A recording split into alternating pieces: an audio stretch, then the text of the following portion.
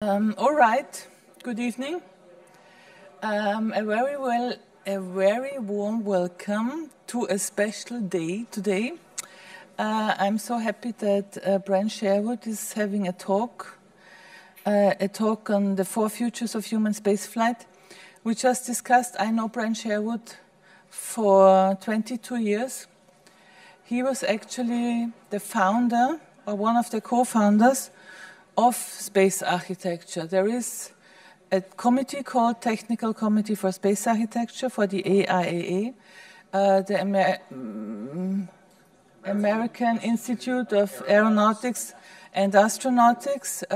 They have a few technical committees, and one is called Space Architecture. And it was very hard to have this committee established because, of course, there was a committee for aerospace engineering, but to have a standalone committee for space architecture took many, many years. And I am very happy that we have a very mixed crowd here today that also illustrates that space architecture is multidisciplinary. And Brent Sherwood he has degrees in arts, architecture, and aerospace engineering, 2 of them in Yale, 1 of them in Maryland. And he worked for Boeing more than a decade, 17 years, I think. He obviously started his work and life with the dream of landing on the moon and putting a base there, putting a lunar or a space architecture there. And I'm so happy that he's here because he has realized his dreams with his own work. Because at Boeing, he worked on space exploration projects many, many years. Then he went to NASA. For NASA, he worked 15 years, 14 years. Also on the most important program manager on very different projects, all related to space architecture and driving it. And then he retired. And after retirement, he went to Blue Origin. And at Blue Origin, he was really probably one of the people that pushed moon exploration, and you will all see us building a lunar base in the next years, right? Hopefully. And I would like to say thank you because the TU Wien Academy, we have some students here also from the MBA, have the pleasure of working with you. We had the pleasure of working with you today. We have 2 more days with you, so thank you for that, and I'm looking forward to your talk.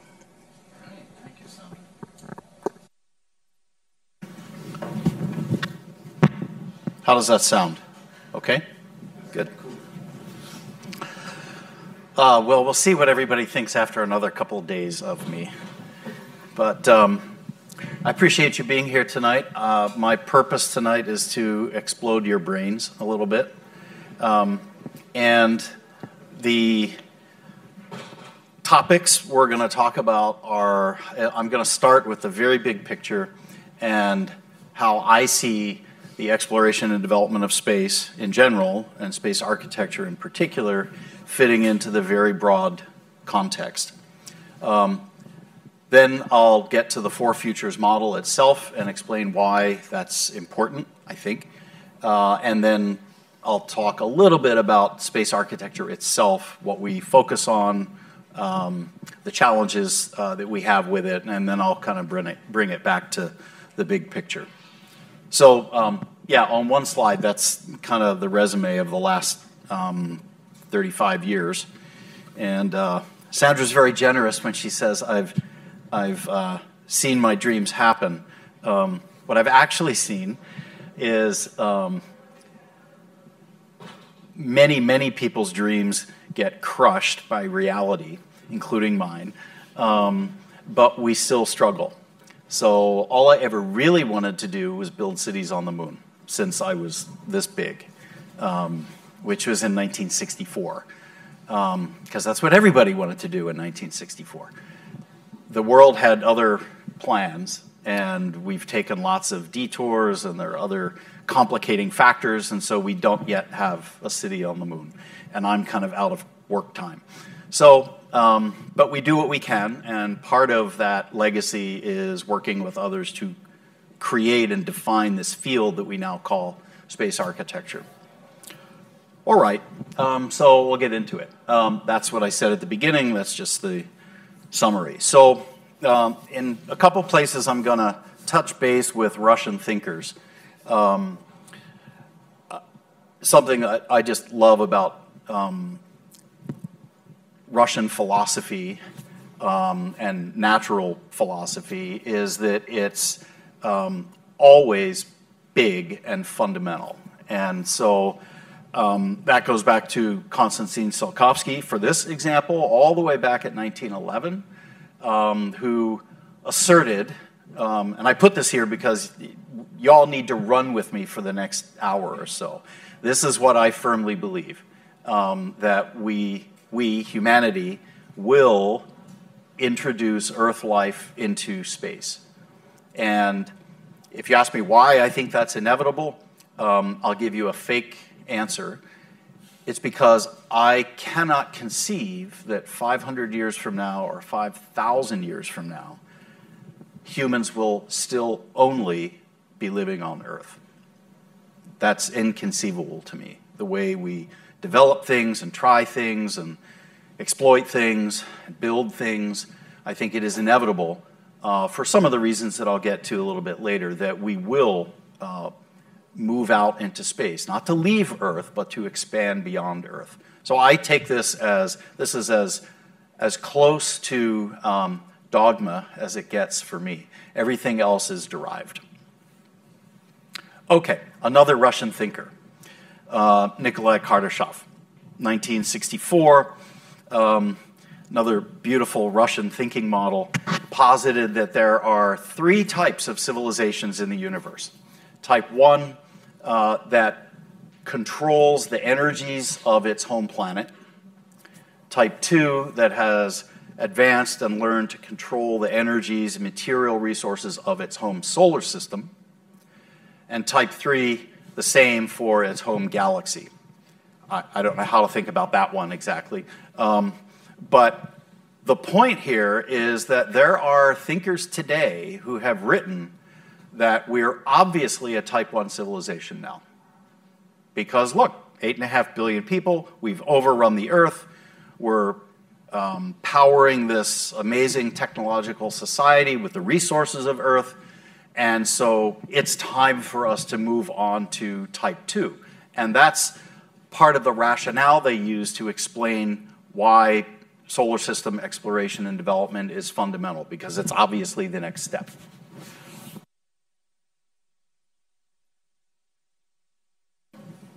In fact, I'm going to argue that we are nowhere close to type 1 because I think, I have to find this in here, I think that we are indeed using the resources of our home planet, but not in a sustainable way in any fashion.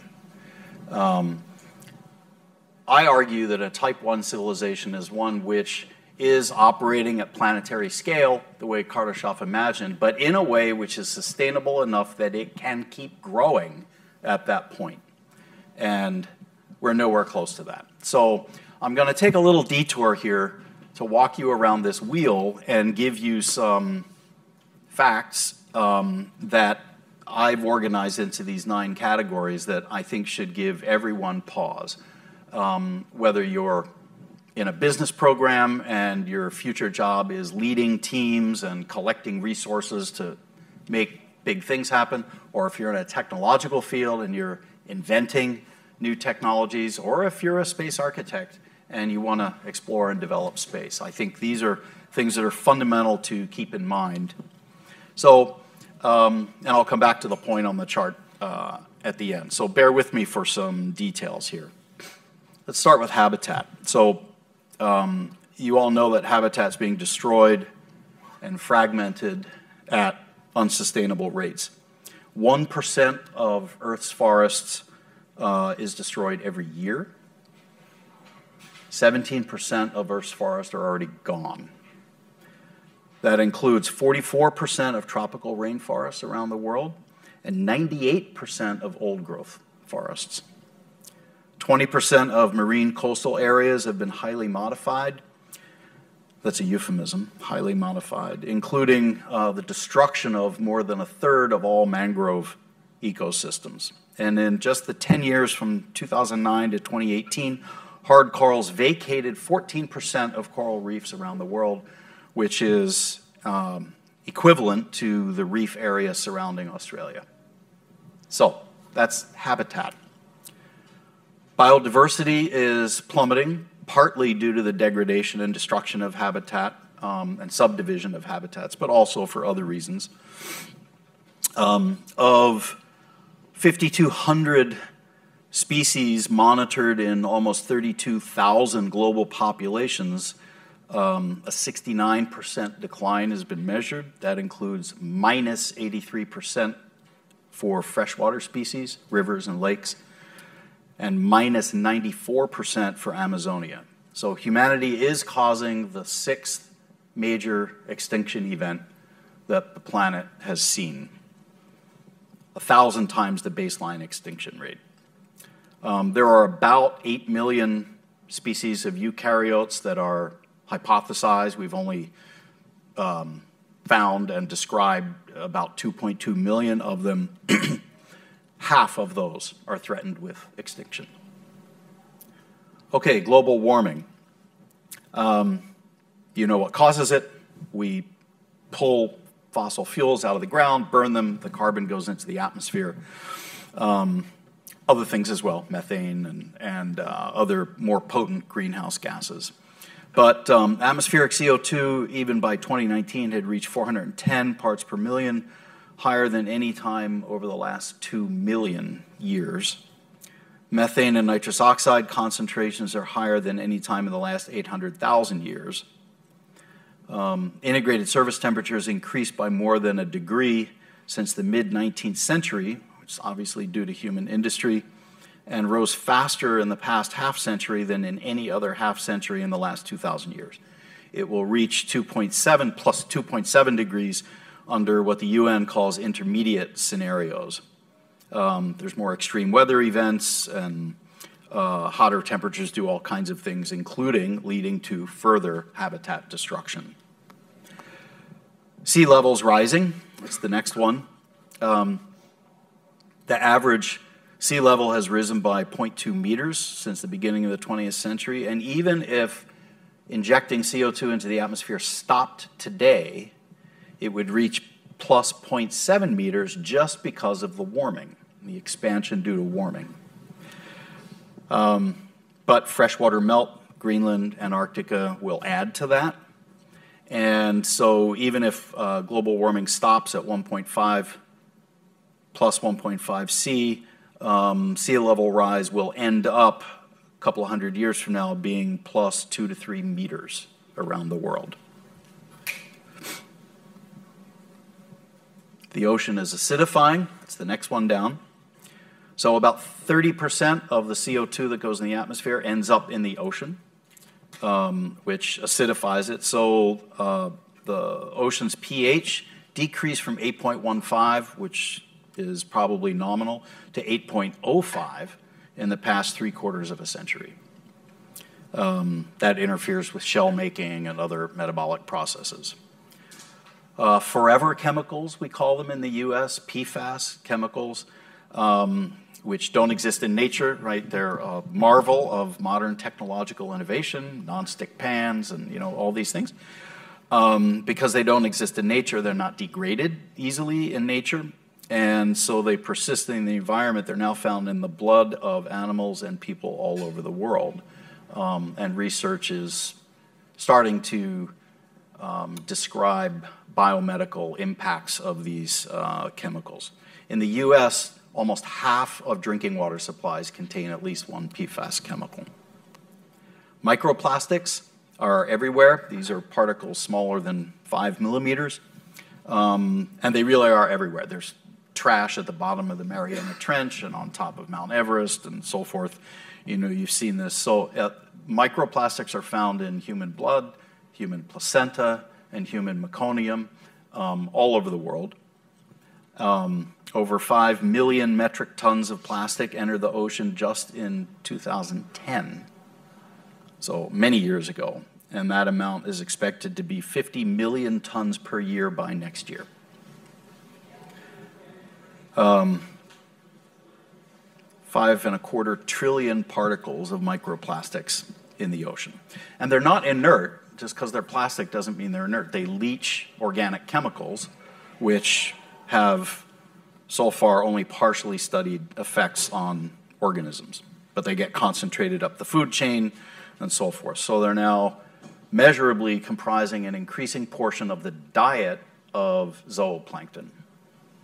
So microscopic analyses of these little animals that live in seawater find that up to half of their stomach contents are pieces of plastic, which they can't digest. One way or another, petroleum will peak in this century. So people have argued for decades when the time of peak petroleum is. That's the time beyond which it just becomes less useful to spend more expensive techniques to extract what's left than it is to just leave it there and do something else. That will be inevitably a transition for our entire technological society. One of our objectives might want to be to make that transition as least disruptive as possible, but it's coming. Interestingly, almost a third of global energy is now provided by renewable sources, but you all know what that does to the landscape as well. You put solar panels up and it's dark underneath, or you put wind farms up and it can even change local wind patterns on the surface, migratory patterns for birds, and so forth. And then the one that just blows my mind is that the sum total of all the stuff that humans have manufactured in the history of humanity, buildings and objects, and the total mass of all that stuff now exceeds the mass of the biosphere of Earth.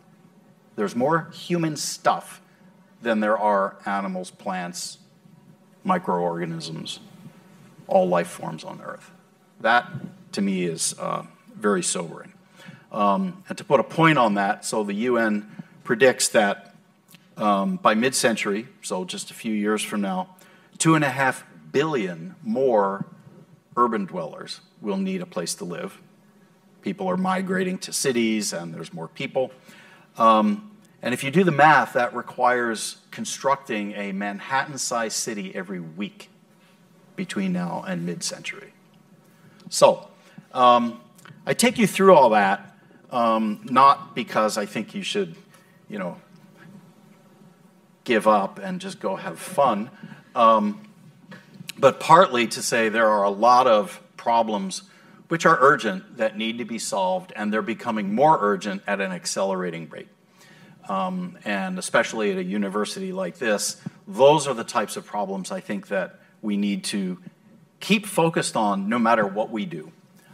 Whether some of us are out there trying to mine the moon and build cities or whatever, these are the problems at home that stand between us and actually being a type 1 civilization. We're far, far from being sustainable.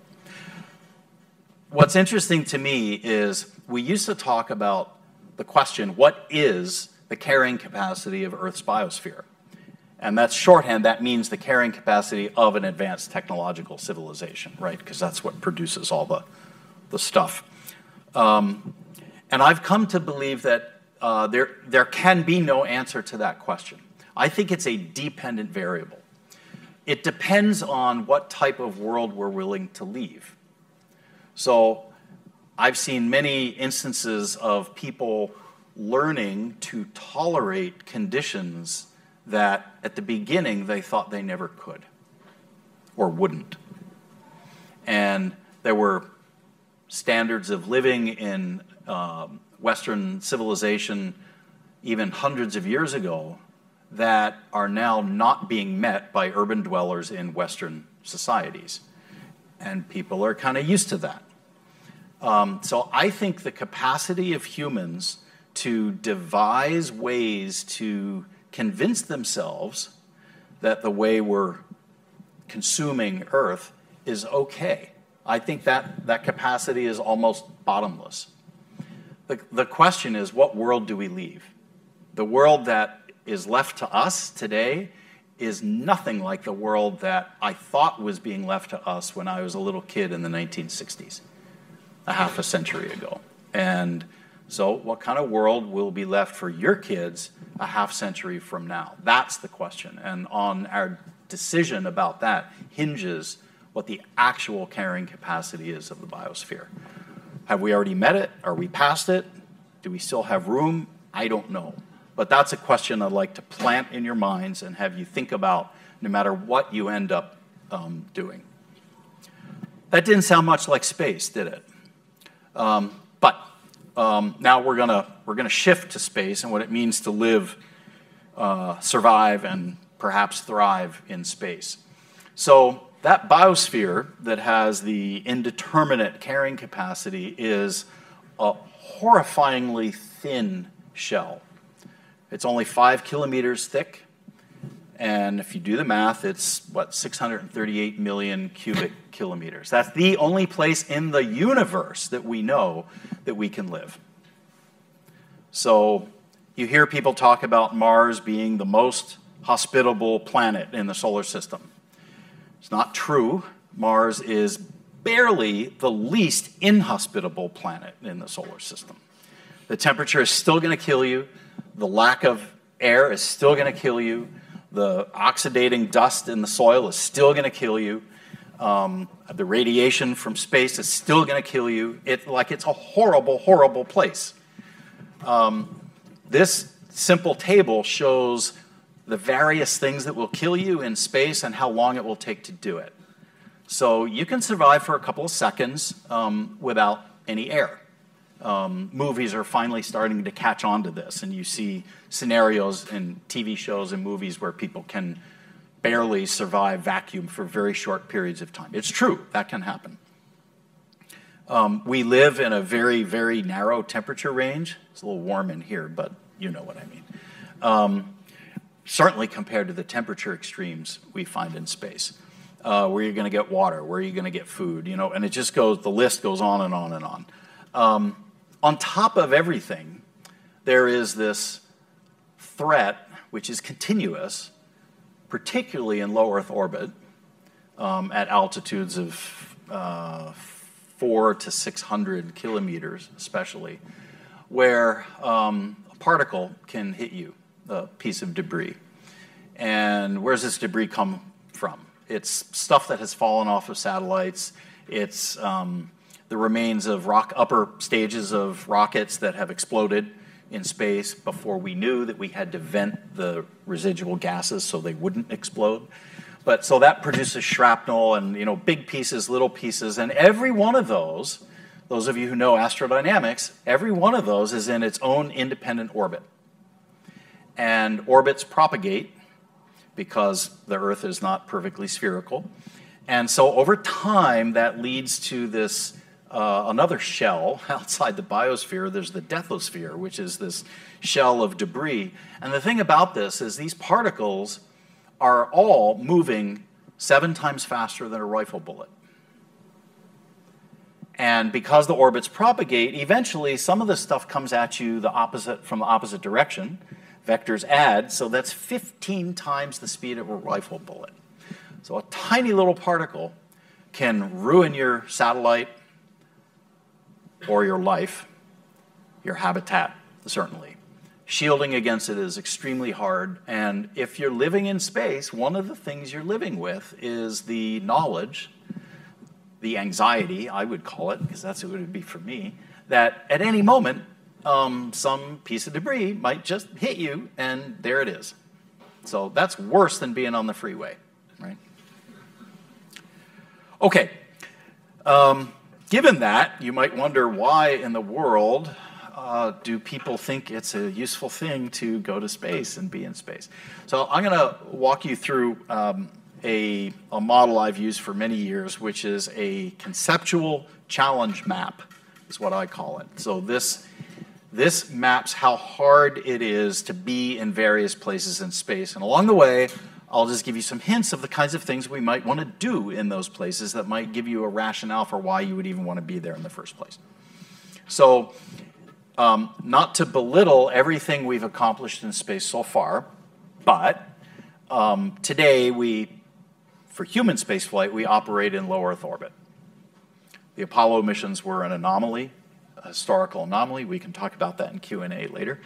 But today, it's all in low Earth orbit, and it's concentrated in the International Space Station and the vehicles that go to and from it, principally.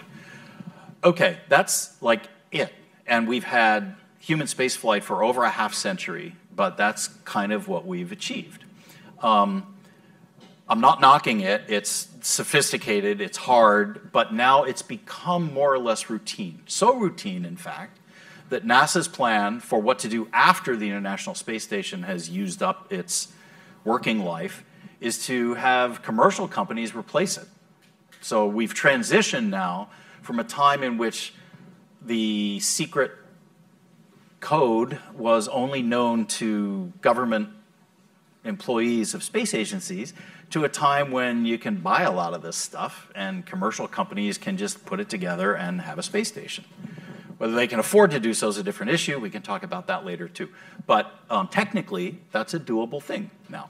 All right, so that's where we are. Every place else in space, you have to deal with space radiation. Even on space station, you have to deal with it a little bit.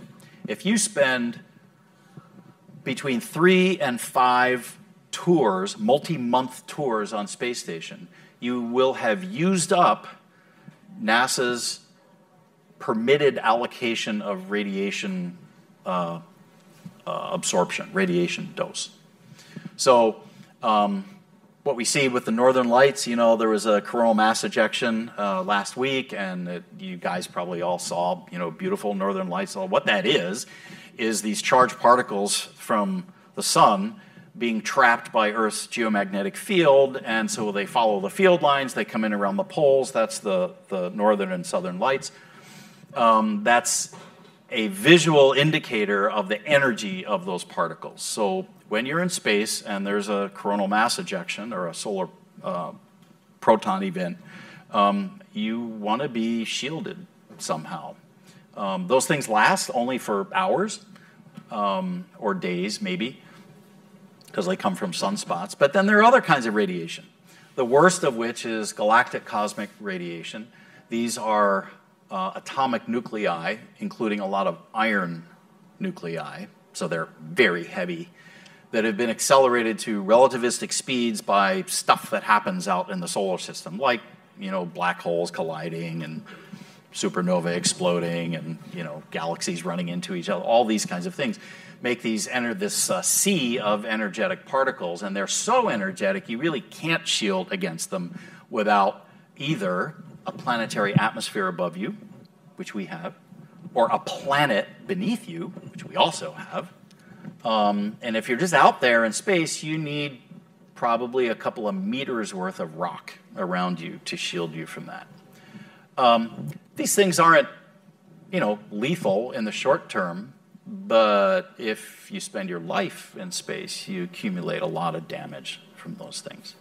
And astronauts, as you know, see flashes, like, you know, when they go to bed at night or when they go to sleep, they see flashes on their retina. That's from galactic cosmic rays that are like hitting nerve cells and triggering discharges. So it happens.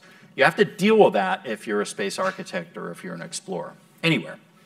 All right, if you move further out from Earth, so to the geostationary belts or to cislunar space, this is this vast region of space that is under the joint gravitational influence of Earth and the Moon, which includes the Earth-Moon Lagrange points, all 5 of them. You guys know what those are, right?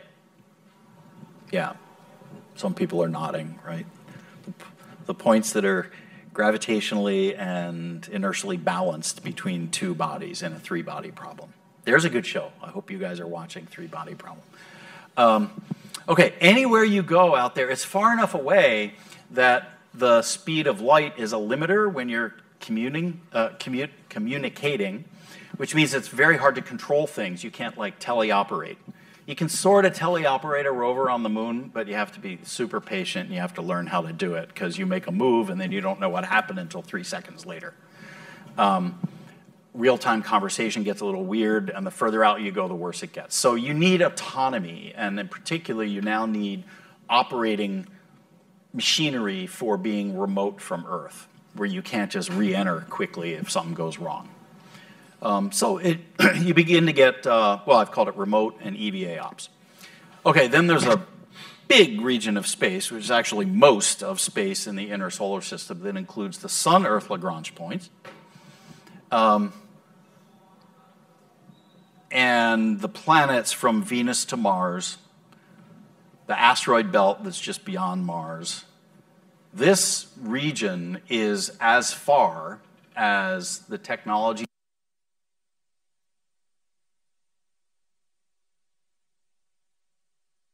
that can go farther. But I would argue this is a lot to play with for the foreseeable future. So why would you care? Okay, Earth-Moon Lagrange points, which is sort of the furthest out in the green zone, that's where the O'Neill team posited putting rotating artificial gravity settlements built from lunar resources and asteroidal resources. Sun-Earth, L4 and L5, are places where because they're gravitationally stable, we think there might be asteroidal resources there. Very hard to tell, because when you look at these points with a telescope, you're looking into the daylit sky. So really hard to see asteroids when you're doing that. So we don't know yet. Sun-Earth L1 is the point between the Sun and Earth. So it follows Earth around in its orbit. And so what can you do there? Well, one thing, you can put a satellite with a telescope, and you're always looking at the daylit hemisphere of Earth. We actually have satellites that do that for that reason. This is also a place where, if you believe in macro engineering, like what we've done to Earth, if you believe in doing that in space, you could put a little bit of sun shading at that location, that gravitationally stable location. Just a tiny bit. You would never notice it, particularly on a day like today, but the Earth would notice it, the poles would notice it, and this is the only way I've ever seen of directly, quickly, reversibly intercepting the rise in temperature of the Earth, is put a little bit of sun shading there. And nobody ever talks about it. Why? Because that's a big project to do. You got to put a lot of sun shading there. But it's kind of mostly technology that we understand. It's not a mystery. It's just a big project. Sun-Earth L2, that's where the James Webb Space Telescope is. If you put the right kind of sun shading on to shield you from the heat of the Earth and the heat and the light of the sun, you can get very, very cold passively. And that's what you want to be for infrared detectors, which you want because all the stuff that happened early in the life of the universe is now redshifted because of the expansion of the universe, and it's all in the infrared. So that's where you want to examine it. The near-Earth asteroids, these are asteroids that are in orbits like Earth's orbit, a little bit shifted, so sometimes they're close, sometimes they're on the other side of the sun. Energetically, they're pretty easy to get to, long trip times, but that is where most of the material resources that we need to start building out into civilization exist. Different types of asteroids, so you got to go to more than one. But that's where most of the material resources are. Sun-Mars, L4 and L5, probably also have asteroids out there. There's the moon of Mars and the asteroid belt. Okay, these regions are so far away, you can't have a real-time conversation with anybody who's out there. It's all email or text with annoying delays. No help possible, right? So you really have to make sure your stuff works. And we're maybe on the cusp of being ready for this, but this is a challenge. This still needs astronauts who are willing to take great risk to be that far from home. Then if you get anywhere near a planet-sized thing, you have to get into a gravity well and get back out if you expect to come home. So the significance of that for human spaceflight is human systems are big, they're heavy, and so you need a very big propulsive stage to get into orbit and then another one or more propellant to get back out of orbit and come back to Earth. So this makes your vehicle just much bigger and more complicated. One What would you do there? Well, you could go into lunar orbit like Gateway is going to do. You could go to Mars like NASA wants to do. You could explore Phobos like NASA might do if it can't quite get to Mars, but it wants to compromise. You could go explore the upper reaches of the Venus atmosphere, above the sulfuric acid clouds, where liquid water can exist, where the conditions are actually very clement, and some scientists hypothesize there may be life. So these are the things you could do. And then finally, if you want to do what NASA talks about all the time, you have to be on the surface. That means you have to land, you have to get back off, you have to have all the stuff to play in the dirt, drive around, excavate, construct, do all these things, ISRU technologies to make things out of the materials you find. So the reason this challenge map is important is the thing that the space agencies have fixated their vision on is in fact the hardest thing of all to do, given the technologies that we think we have for human spaceflight. Why would you do that? I don't know. For my program, I'd start simpler, especially since there's cool things to do, right? Like a little bit of sun shading at Sun-Earth L1. Maybe space could actually help some of these problems on Earth that we talked about before. Here's another one, even closer. The geostationary belts, they've already been monetized for telecommunications and Earth remote sensing and early warning for missile launches and stuff like that. Okay, you could monetize the geo orbits for unlimited solar power to transmit to Earth. You could solve our dependence on petroleum-based energy, not just for what we use it for today, but you could electrify everything: transportation, industry, desalinating ocean water, so people, 20% of people around the world that have spotty access to fresh water or none could have fresh water. You could do all those things if you had unlimited energy on Earth. So maybe we can learn to tame fusion. Maybe we'll become more okay with fission power again. Maybe we just put a bunch of technology we understand in geo, make a lot of money off of selling energy to people around the planet. The thing I especially like about space-based solar power is you're aiming the microwaves, and which, before you ask, yes, safely propagated through the atmosphere to rectennas and mixed land use underneath, because the rectenna is just a bunch of diode wires strung up, so you can do agriculture underneath it. The thing I like about it is instantaneously you can revector the power to where it's needed. So, Moscow to London to Berlin to where factories are, anywhere you need it. Are space agencies doing this? No. Why not? That gets to the four futures model.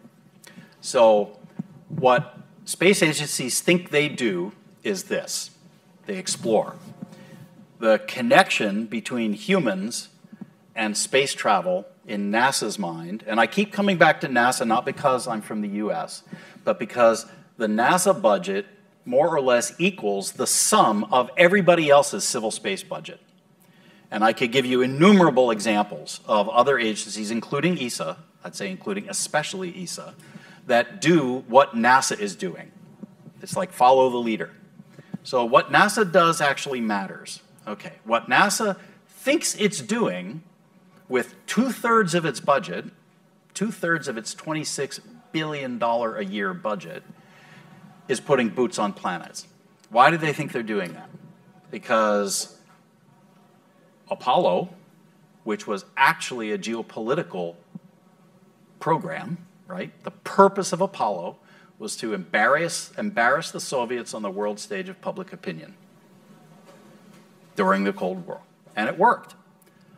Weirdly, what happened is the whole community that made it happen said, oh, exploration, that's what we do now. Where else can I put boots on planets? Oh, Mars. That's what von Braun told us a long time ago. So let's go do that. And so for my entire career, I've watched us not go to Mars 3 times. And why does that happen? Because it's really, really hard and it's really far away. And no matter how you cut it, the geopolitical underpinning of that purpose does not exist. 6 civil servants on Mars 30 years from now will not have the same effect on the world that 2 civil servants did on the moon in 1969. That part's been done. And today's world is very, very different. But this is what agencies persist in aiming for. It sounds like I'm knocking it. I'm not. I love exploring. I'm not going to be one of these guys out there, camping every night and with a telescope. No, that is not me. But that's a cool thing to do. By the way, we now have machines that do amazing exploration around the solar system. But this is what agencies want to do. What they say they're trying to do is this. Why are we exploring? Because we want to expand human presence. Did that go out? Okay. Expanding is really different from exploring. So, again, naturally, I picked a North American picture for this, but you could, use an image from anywhere around the world where people are moving into a territory they think is new. And this is really different because you got to have people who are willing to expend a lot of effort and risk to build things, to make architecture, out of what they find. Okay, that's what's in this picture. And also what you see in this picture is the social, institutional, and technological capability to take care of people when they get too old to work and to have babies and raise them, right? That's why I love this image. You see all of that in one image. That's the difference between expanding and exploring. But there's a problem with this narrative that NASA and the others use, which is it takes a lot of money to get from one to the other. And who's going to pay all those dollars or euros or yen or Bitcoin or whatever system it uses someday? Who's going to pay that? Who's making money off of this happening in space? Nobody's making money, and it costs orders of magnitude more than what we're willing to spend on exploration, which we already see in the budget every year. Then how's that ever going to happen? Or is it just a fantasy? Is the purpose of our government human exploration programs based on fantasy? Well, I've only found one way out of this dilemma, and it's the other two futures, which are these two. So the experience future is I call it fake exploring. So, like I said, you're not going to get me on a mountain with a telescope, taking a risk that nobody's ever done. But you will get me on a cruise ship. In fact, that is a cruise ship that I was on, and I took this picture. And I've done it multiple times. I can go to a dangerous place or a place that I would never be able to go because there's infrastructure that's keeping me safe. It's almost making me feel like I'm at home. They work really hard to make you feel like you're at home, even though you're in the middle of, well, in this case, in the middle of the collapsed caldera from when the volcano exploded at Mykonos and destroyed the civilization at Akrotiri. But you see glaciers calving in Glacier Bay in Alaska, okay? You're not going to get me hiking across a glacier in Alaska. No way. But on a cruise ship, watching the icebergs fall off, yeah, that's pretty cool. I'll do that. Here's the magic. When you build the experience future, that's not government money. That's not taxpayer dollars. You're reaching into the pocketbooks of individual people. It's another source of money. You're tapping a source of capital outside the constraint, the top-line budget constraint of government exploration programs. It's an untapped resource for developing space systems and space activity. Here's the other magical thing about doing this for space. You might think, well, there's probably not that many people who are actually really want to fly in space. Or maybe they say they do, but they don't really. But here's the thing. Even for a very simple trip, not even to an orbital destination, but something like the you can now buy on a Dragon capsule from SpaceX. You have the ride of your life, 8 minutes up to orbit, all kinds of, shaking and noise and all that. It's better than being at an amusement park. 45 minutes back down with flaming plasma outside the windows and, high G deceleration. Okay, so it's a ride. It's an experience. When you're in space, you have the visceral experience of being in sustained free fall, which you cannot replicate on Earth. There's no way to do it on Earth. You cannot get this experience any other way. Well, what's so cool about that? Well, it's like, when you're in an elevator and it drops and you get that, only it doesn't go away. It's like that. So they call it free floating, but what it is free fall. It's the feeling of free fall that doesn't go away. So a third of people get sick within the first day or so because your ears and your eyes are telling you different things.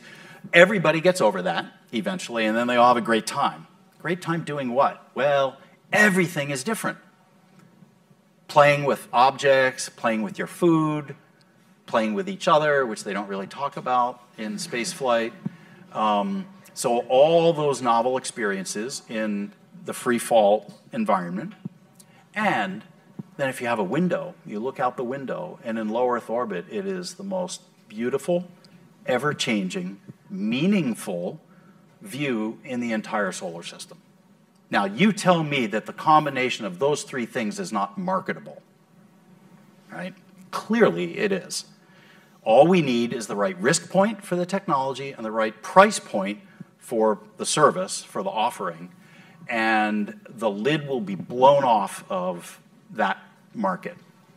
And space architecture will have to accommodate it. Okay, that's the experience future. That's a bridge from exploring to expanding because we're getting access to money that's not taxpayer money. So we can have more, we can spend more, we can do more, and do it faster. The other bridge that I've called exploit, it literally means extracting value from the environment, in this case the space environment, for the terrestrial economy. There's three types of resources in space. Special locations is the first. Nobody talks about it this way, but they should. So sun-synchronous orbits are a very special type of orbit in space because they're always flying over the terminator. The geostationary orbits are very special, like we've talked about before. The Lagrange points are very special. There are places on the surface of the moon that are going probably to be very special. They're limited resources because they're special. They have value, and there's already innumerable ways that they add value into the terrestrial economy. That thing about places on the lunar surface gets to the second, well, I guess to the third one, so I'll come back to that. Energy is the second type of resource. We already talked about that. And the market for clean, inexhaustible energy, electrical energy on Earth is not just present and becoming more urgent, but for the reasons I talked about before, it's also transformational. We could do things for civilization if we had abundant electricity that we cannot do in any other way. And then material resources are the third. The weird thing about material resources is that the UN is all over this. It's one of their top 3 issues for space. Really, material resources. Limited ice resources at the South Pole of the moon, and what are we going to do about equitable distribution? Nobody's even proven that you can extract those resources. It's not like there's blocks of ice sitting on the surface of the moon. What it is adsorbed molecules of water and hydroxyl ions that are on grains of regolith. All right, if you could find concrete on the moon, it would be easier to get water out of concrete than it will be to get it out of what we find on the moon. So this is not easy stuff. And politicians run around talking about the water on the moon. Yeah, to a scientist, there's water on the moon. to a person that wants water, like to drink a glass of water or to put it in your rocket engine and go to Mars, yeah, we have a long way to go. So I've told the UN I think they're way premature in being worried about this. We maybe first ought to demonstrate that there's any utility there before we get all uptight about it. But the value of material resources from space isn't in the terrestrial economy, it's for the future space economy. Because the problem with materials is they're not where you want them.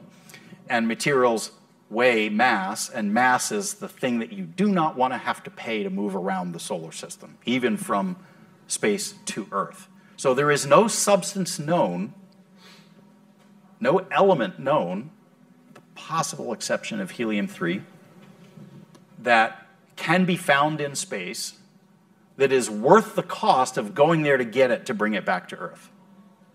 There just isn't. People talk about platinum group metals. No, no, no, no, no. It is way cheaper to buy China than it is to get them from the moon for the terrestrial economy. When you're building stuff in space, yeah, that's cool, because then you don't have to launch stuff, right? You get it there, you use it there. That's what will allow us to grow to a population of trillions in the solar system. The moon doesn't have everything we need, but the near-Earth asteroids do. The combination of the two will give us the material resources we need to expand. The other two types of resources, I think, energy and special locations, are another cog in this engine, this economic engine. They also, like, imagine, energy companies, once they sort of figure this out, or once their competitors start to do it, they'll be like, oh my God, I can become the world's largest energy exporter to anywhere on the planet overnight if I do this. Okay, who's not going to want to invest in that? And so it hasn't quite caught on yet, but it will. And then that is a source of capital also outside the top line constraint of government budgets.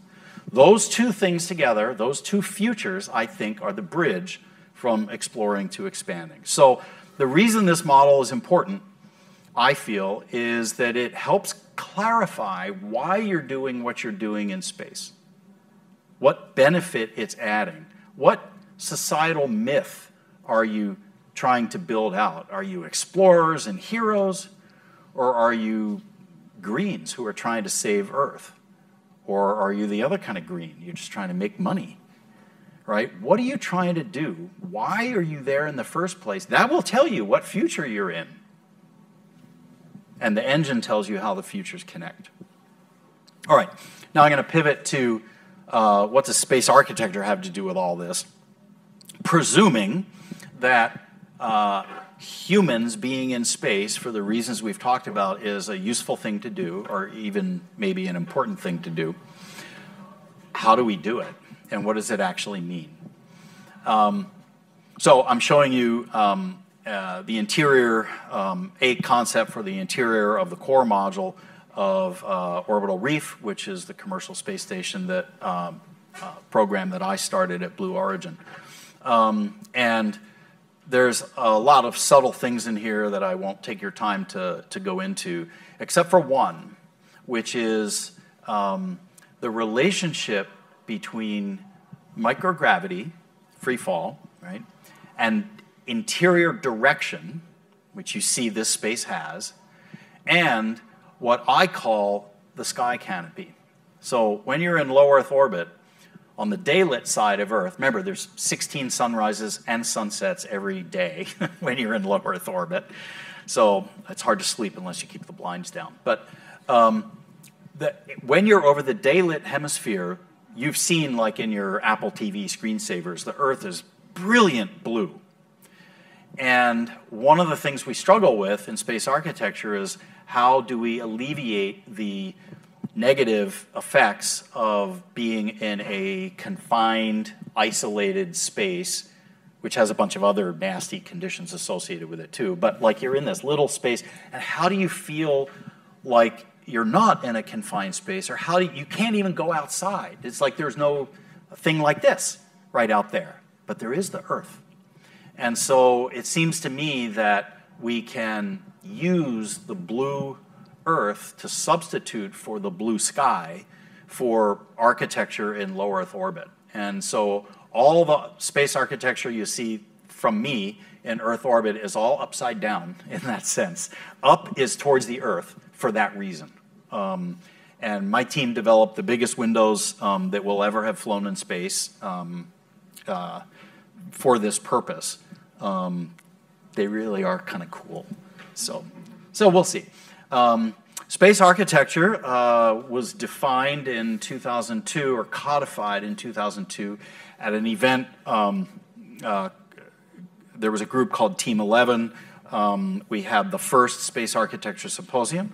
That's where Sandra and I met, actually. And we had a group of 46 students and professionals from multiple fields who worked on this for a couple of days and then wrote a thing that we called the Millennium Charter, which defined space architecture. And this is the first sentence of it. Theory and practice of designing and building human environments for use in outer space. It's that simple. What's weird is if you tell an architect, hey, I do space architecture, they're like, well, all architects do space architecture. That's what architecture is. And if you tell an engineer you do space architecture, they're like, what's that? That's deciding where the potted plant goes. Anyway, so it's been a struggle to get the field established. Thank you, those of you who are interested in it, enough in it to actually get a degree.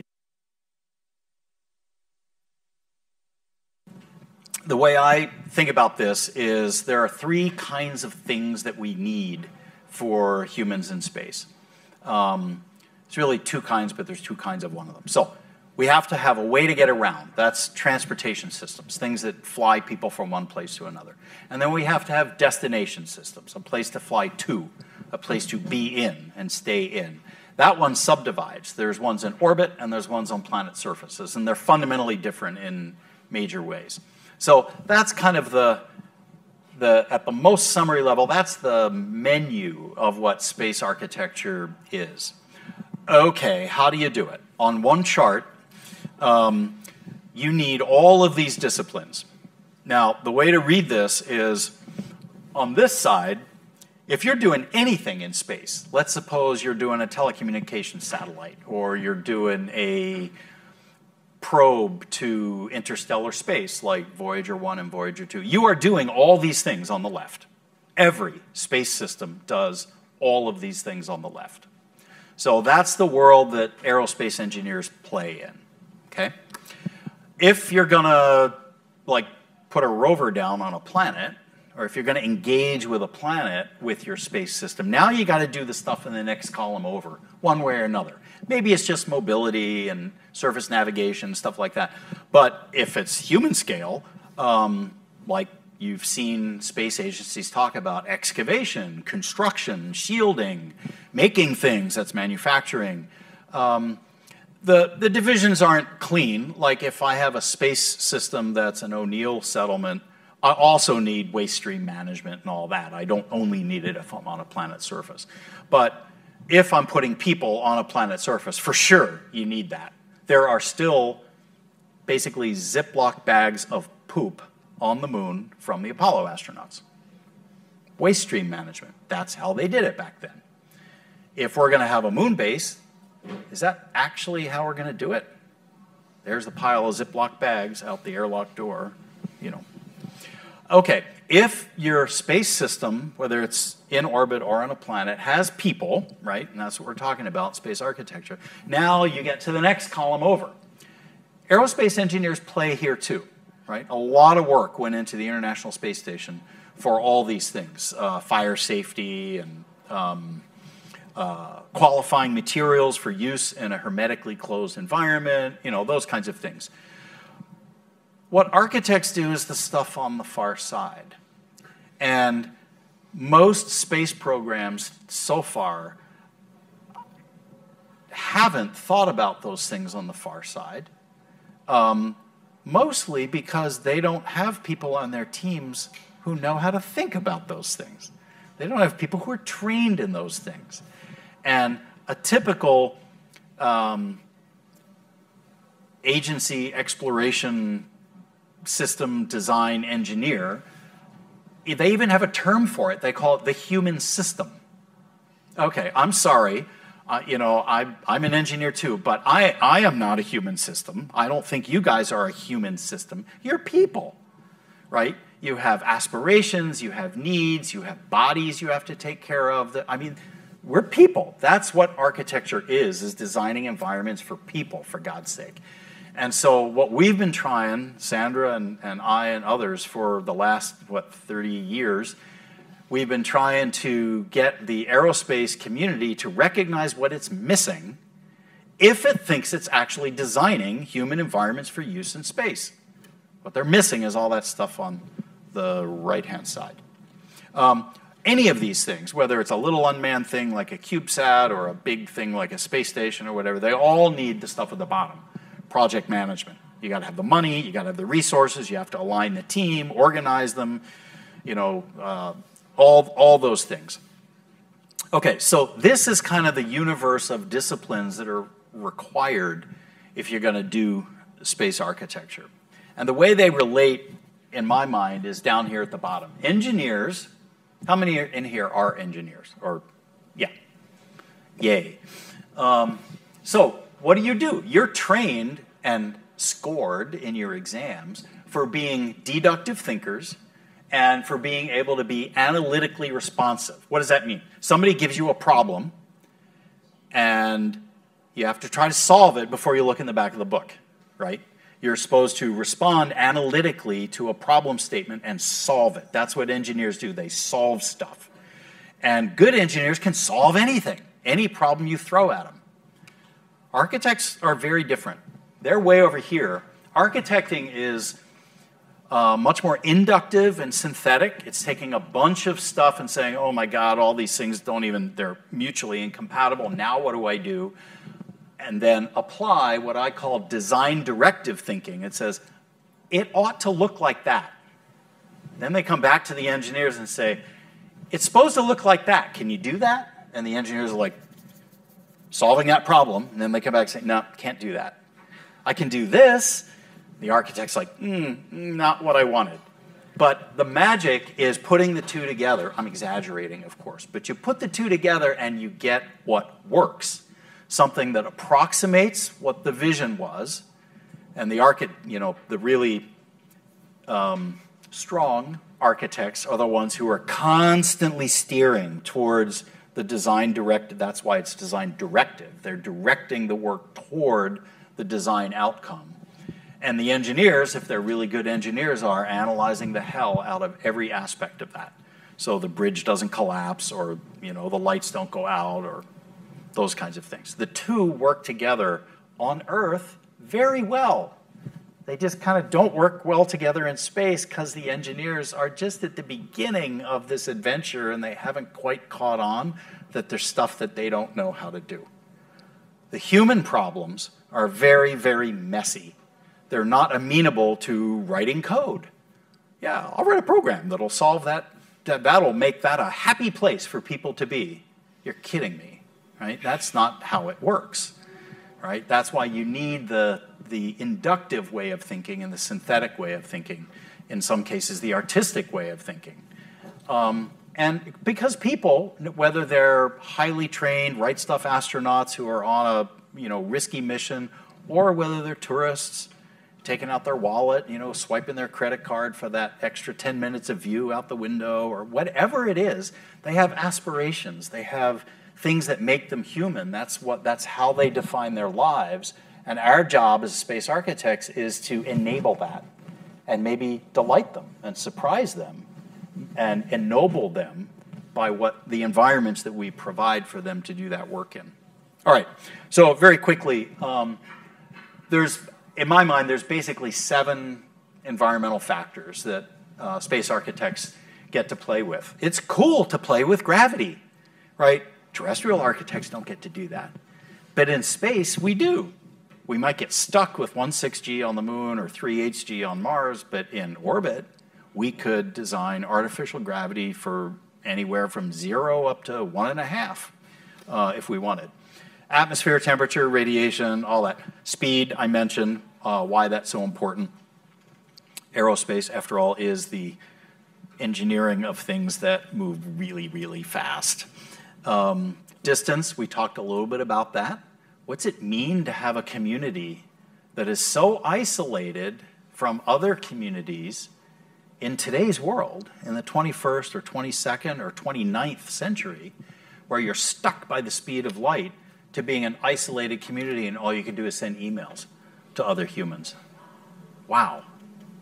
What's that mean for architecture? And dust, okay? Dust everywhere that we know is horrible. On the moon, it's toxic because it is very sharp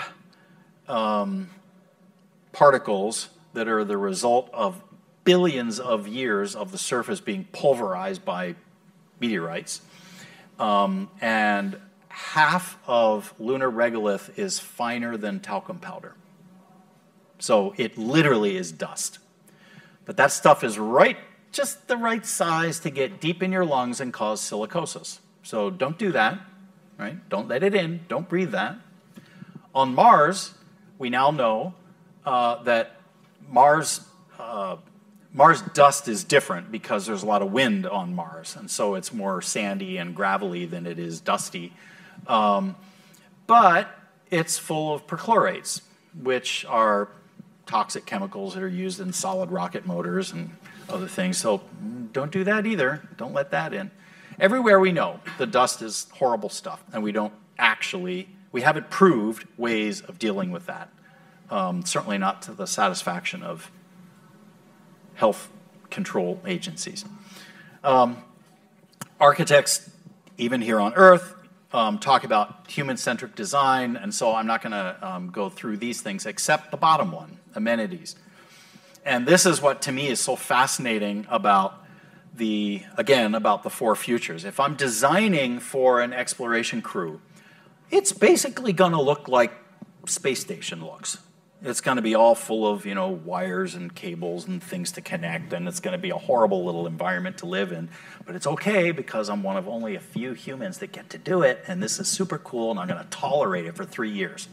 That's fine. But tourists? Adventure travelers, especially at the beginning? It costs $60 million to go to space today, to orbit, if you're a human. Okay, maybe that'll dramatically reduce over the next decade. It'll only cost $15 million or $8 million. Yeah, sign me up and give me the $8 million, and then I'll go, right? So these people are very wealthy. What do you think they're going to want to do in space? Apart from play with their food and play with each other and look out the window. What are they going to want to do? They're going to want to go outside, EVA. You tell that to a NASA engineer, yeah, I'm designing a system for my tourists to be able to go EVA, and they're like, the hell you are.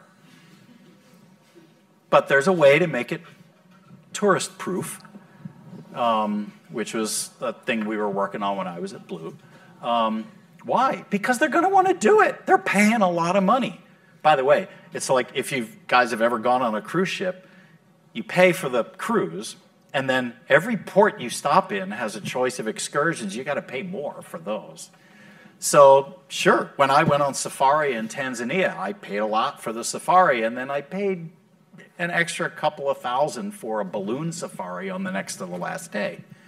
So what are you going to do? You're going to charge them for going to your space hotel, and then, oh yeah, we've got an excursion. You want to go outside in this cool little one-person spacecraft? Yeah, swipe your credit card, right? So we have to think about amenities, and space architects get to think about amenities. When people go to resort hotels, what do? They eat, right? Gourmet restaurants. There's not even cooking in space, for God's sake. They take plastic packets of stuff out of the freezer, put them in an oven, and heat them up, and then, unzip them and no. That is not resort food. I'm sorry. We have to learn how to cook in space. And then the engineers, the life support engineers, no, you can't cook. It'll put all those volatile organic compounds in the atmosphere, and it's going to ruin the filters in my ecosystem. Well, you know what? You designed the wrong ecosystem. Hello? Because we have to design for the populations that are flying, not for what the engineers thought was the right thing. Again, architecture. Or what else do you do at a resort hotel? You go to the spa, right? How do you do a spa in space? How do you have a massage table where there's no gravity? What does that even mean? How do you have a swimming pool where there's no gravity? A big sphere of water and, here's a breathing tube and good luck, or I don't know. We have a lot of things to figure out over the next half century.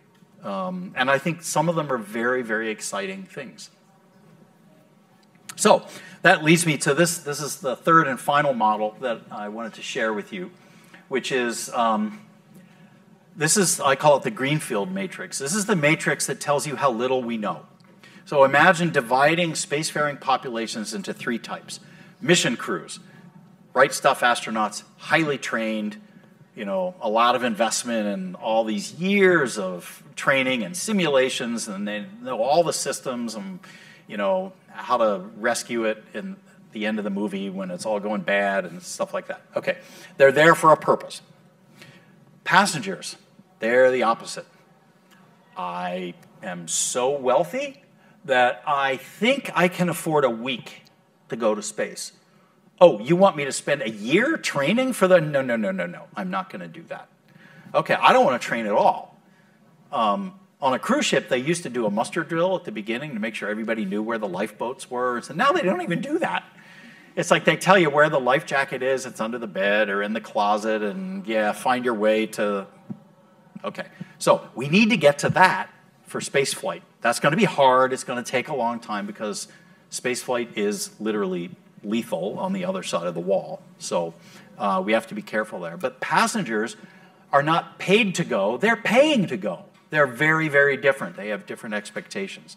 And settlers, the old joke about what's on the breakfast plate. You have eggs and bacon.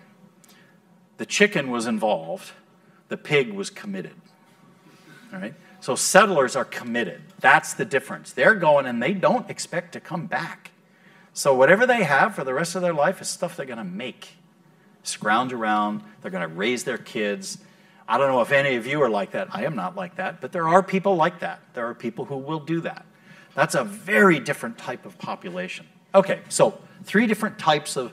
Now, across horizontally, we have the sort of Maslow's hierarchy of needs. Okay, I got to be able to survive. I have to be able to reach things and make things happen. I have to be able to be productive. Okay, I also would like to be happy.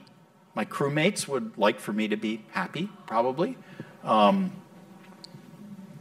want to feel fulfilled, right? And then there's sociology. Okay, the largest number of people that's ever been in one volume in space so far is 13. And it was only for a few days when there was a shuttle crew coming up and another crew getting ready to go down. And, so we know nothing about sociology, right? Relationships forming, breaking, forming, ending, whatever.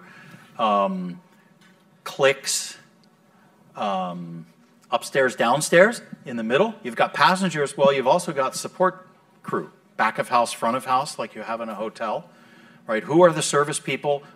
What is it like to be a service person in an environment full of billionaires who are there to play? And that's sociology, right? And again, that's what architects think about. Engineers are like, sorry, engineers, but not trained for it. So the point of the matrix is to say we know a lot about the first cell, how to keep a highly trained crew alive and productive in space. We know actually a little bit about how to keep them happy, sane at least, and wanting to do it again and all. We know absolutely nothing about the rest of the matrix. So if you're a designer of any type, an engineer, an architect, a manager of teams, how could you not want to work in space architecture? Because everything there is to do is new. Nobody can tell you what's right or wrong because nobody's ever done it, right? To me, that's super cool. Okay, final topic, and then we'll get to questions. I was asked last summer to do an article about post-human architecture in space, and I'm like, I don't even know what that means. what is post-human architecture? That means architecture after people? What does that even? And I said, I can only think of 3 things that could even, and that was my bad, because then the editor is like, yes, write that. So, okay, so I wrote the article, and it was published in January in Architectural Design. So I'm going to tell you about 3 types of what I think, how the term post-human actually applies in space architecture. A century ago, Le Corbusier declared that a house is a machine for living in. Imagine the house is a machine in 1923, but it was like the beginning of the machine age with cars and trains and airplanes, and so it was kind of a way of thinking, and it actually affected the development of modern architecture in the middle part of the 20th century. Well, in space architecture is a machine for living in, by definition, because you can't live outside the machine. And this beautiful image of station, I think, is illustrative, right? The living part is the little tubes, right? The modules that are hooked together in the middle. But this whole thing, this whole complex, most of which is getting power in and getting heat out and flying the vehicle, it's as big as a football field, and it supports 6 humans. Wow. So a cool thing about space architecture is that it makes evident all the time exactly what the cost of a human life is in material terms and energetic terms. You can't escape it. Like you can on the other side, this is NEOM's design for the Line, which is the city that's being built in the Saudi Arabian desert, which purposely hides all the actually interesting infrastructure parts. The sewage treatment, the water treatment, the electricity generation, the transportation in and out, all this stuff is carefully hidden because the people who own these yachts that you can barely see here, these mega yachts, they don't want to see that. They don't want to know. Too many people in today's world, let's go back to the wheel of the 9 factors of our unsustainable approach to Earth. They don't even want to know what it takes to keep their lifestyle functioning. But in space, you can't get away from it. You look out the window, and there it is. You had to build it. You got to maintain it. You got to make sure it works. So I think there's a kind of discipline that comes with space architecture that may be good for us. But in any case, it's living inside the machine. Today on Earth, we have machine worlds, not meant for humans, really, or humans just at the edges, whether it's a research fusion reactor or this is the turbine hall of the Three Gorges Dam in China, which I love because of the flag at the end. One of my favorite images. But it'll be the same in space. Most of the worlds we build will be machine worlds for machines doing machine things, whether it's mining or making propellant or doing construction or assembling and maintaining solar power satellites. That's the one on the far side. Most of the architecture we do in space will actually not literally be for people. There'll be little people parts, associated with them or inside them, but most of it will be machine worlds. Okay, the second type is a lot of the habitats we build in space will not be for people. They'll be for other life forms. So this is a modern image of an old design. This is the Island 1 design from the O'Neill team at Princeton. And so you see there's a sphere, and then there's these 2 gray cylinders, and you see one that's sort of green on the inside. What are those cylinders? They are rings of modules for agriculture. So that's what's feeding the people who live in the sphere. And you say, well, why isn't it in the sphere with the people like we do on Earth? It could be, but then you'd have a lot fewer people in the sphere. The reason it's separated, so this has been known for decades, is that what you want is plant species that are optimized for space conditions in very carefully managed environments with light that's the right spectrum to do maximum photosynthesis, which is sort of a purplish kind of light because you leave out all the green wavelengths because they're wasted on plants. Not a good environment for humans. And probably higher in CO2, also not good for humans. And there are machines running around in there, trying to squeeze the most out of the agriculture because mass and volume are at a premium in space. So this thing has a habitat for humans, yeah, and it's got a lot of habitat for not humans. And in the extreme, if you go to like an Island 3 concept, again from the O'Neill team, but a modern image, so you can fantasize about putting, you know, wilderness in there.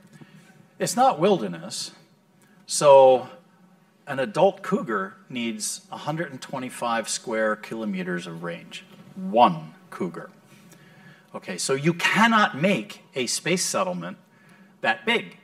You can't put wilderness in space. The best you can do is parks, right? Curated, managed parks. And you might make it look like wilderness, but it's not wilderness. So this again gets back to the wheel of 9 things on Earth. There is no way that space architecture can ever be Noah's Ark. Right? There's no way that the 8 million species on Earth can be expanded into space in one ecosystem like we have on Earth. Earth is irreplaceable by definition. The only other thing you could do is find a planet with an atmosphere and a planet-sized surface, and if it's Mars, you have to terraform it for hundreds or thousands of years to even begin to have an exposed ecosystem. So having an awareness of what's feasible versus what is casually talked about is, I think, very important for designers and managers. But, so, this is the second, post-human space architecture. It's architecture for Earth life, just not humans. And then, finally, what you see on the left is, this is the state of art today. You know, we make hamster tubes that we put people in, and on the moon we want to bury them under meters of regolith for radiation shielding. And this is hard. This is like the most advanced technology we have, the most advanced architecture technology that we have for space architecture. So this is what we imagine space architecture to be in the coming decades. But there's a whole other way of doing technology, which is re-engineering life. And it's already happening. Some of us talked about it today. In the US, there is now an approved treatment for sickle cell disease, which is genetic engineering. They change the genome in your body so that you don't produce the bad hemoglobin. Okay, how many decades in the future do you think it'll be before we start doing other kinds of re-engineering ourselves and our life forms, maybe to tolerate the conditions of space better? So instead of space architecture making a little habitable bubble and keeping space out, maybe what we do is re-engineer life so that it suits space better. And then that's the life that expands out into the universe. That's post-human, because it's kind of post-human. So just something to think about, maybe to cause us a little humility when we're designing things that we think are amazing. We're actually doing it the hard way. And in the future, maybe there's another way that will also happen or happen instead. And that brings us back to Kardashev. So I hope I've shown you that we are evidently struggling even to just be a planetary species. And I've tried to lay out for you some of the opportunities and the really exciting opportunities and the challenges of then becoming a genuinely spacefaring species, ultimately becoming a Type 2 or a solar system species. And with that, I'll take your questions.